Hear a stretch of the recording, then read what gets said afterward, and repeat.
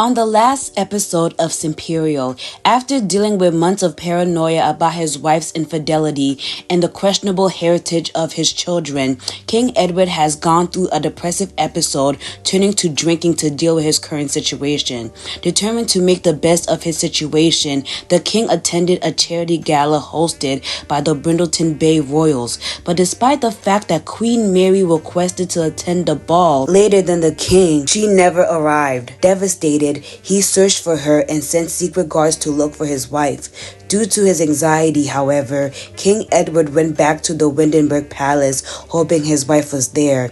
But when she wasn't, the king became more anxious. This was until a woman by the name of Lady Alencia Gross told him that his wife was okay, but exposed his wife's infidelity to him. Enraged, King Edward sent guards to retrieve his wife and her supposed lover based on the coordinates that Alencia gave him.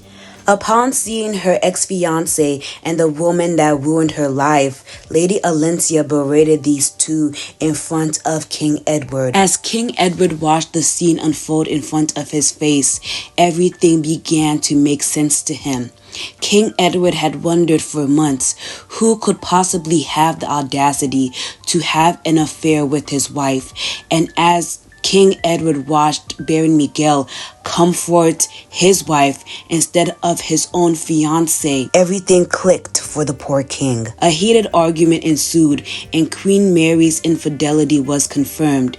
And when the king asked Queen Mary if there was any more she had to confess, the queen was silent. In the end, King Edward announced the end of their marriage and asked Queen Mary and Baron Miguel to leave the Windenburg Palace. Lady Alencia, who uncovered the affair, was awarded for her bravery in exposing this nonsensical travesty, and the king allowed her to stay at the Windenburg Palace now that she no longer had a home. Meanwhile, in the kingdom of Sulani, life was great. The Sulani royals were celebrating Queen Nailani's third trimester of pregnancy. After months of waiting for a full moon, Queen Nailani and King Khakan decided it was finally time to hone their mermanic arts. They stood in front of Poseidon's cauldron as the full moon ascended, and Queen Nailani began to sing a sea shanty. As she sang louder and louder, she felt overwhelmed with warmth, and a blue light surrounded her. Slowly, she floated into the air, feeling an electric rush go through her body. At that moment, she knew she had been blessed. Inspired by his wife's experience, King Khakan followed her lead and also sang the she shanty. Pleased with themselves, Queen Nailani and King Khakan went to sleep in their beloved son's nursery, and in their excitement they slept, knowing that they had great things in their future. In the morning, Queen Nailani woke with new powers, now possessing Poseidon's strength. As she practiced her potion making, a wet splash hit her feet. Knowing that her labors had begun, Queen Nailani called her husband, and they went to the local Sulani hospital. There, Queen Nailani gave birth to their second son, Prince Mele Sulani. Meanwhile, in the kingdom of Dakari, Queen Idara and Baron Kenan are planning their wedding. However, in the county of Dakari, things are not as joyful. In the county of Dakari, Lady Nadira has been struggling since the first incident that happened at the Brindleton Bay Ball. Ever since that day, she has developed an unsettling obsession with Prince Daichi. What started off as a simple crush has turned into something disturbing. After Lady Lorraine defeated her in a fight and her parents urged her to improve for the sake of House Dado, Lady Nadira vowed that she would never let Lorraine live a day of comfort. No matter what, Nadira would get her revenge and Daichi would be hers. Meanwhile, in the kingdom of Komorebi, Lord Sato was hanging out with his adopted father, Count Hiroshi. It was clear that Lord Sato was stressed beyond belief. It had been several months since Komorebi News Incorporated released that 10-page expose that ruined both his and Akira's life. It was only thanks to the Emperor's kindness of granting him a title and giving him an adopted family that the dignity of Akira and him was able to be salvaged. However, things hadn't been all peachy and rosy since that had happened. Despite Lord Sado being officially recognized as a member of komorebi nobility, the fact that he and Princess Akira had several children out of wedlock is still a public stain on both of their reputations. This, along with the fact that all of his new responsibilities as the heir to House Masuda prevented these two from seeing each other, all of these factors made Sado miserable. As Sado looked at the state of things, he knew there was only one solution in order to bring justice to his beloved girlfriend and his beloved children. Sado needed to marry Akira as soon as possible so his children wouldn't be labeled as bastards anymore, and he wouldn't let anyone stop him now.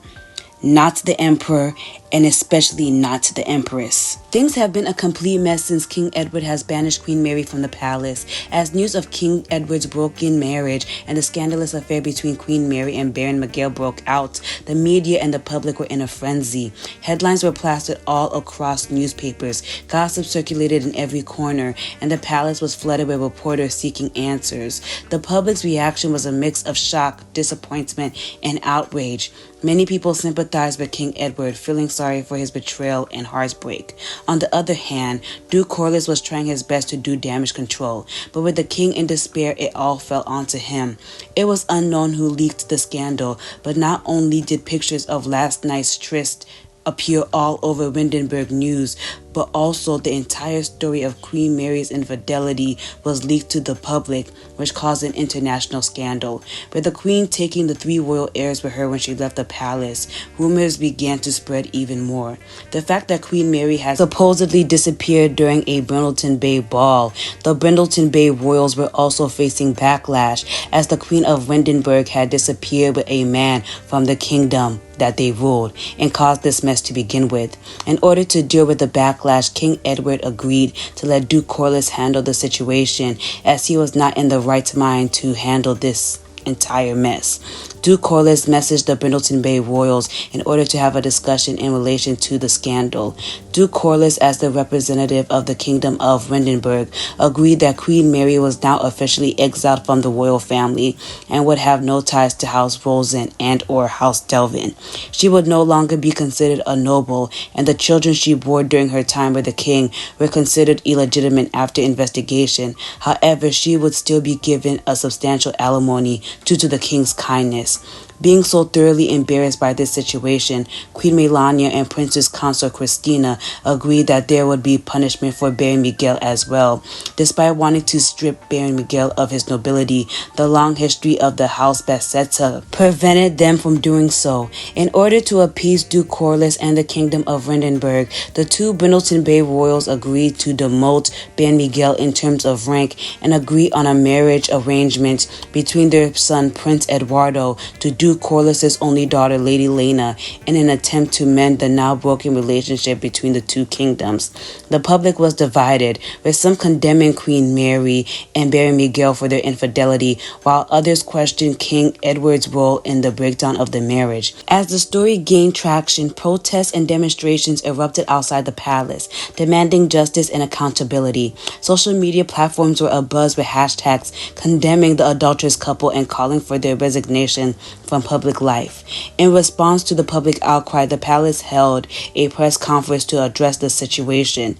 King Edward, appearing somber and composed, spoke about his pain and the need to prioritize the stability of the kingdom. He emphasized his commitment to his people and reassured them that he will continue to lead them with integrity. Queen Mary and Baron Miguel, on the other hand, released separate statements expressing their regrets and apologizing for their actions.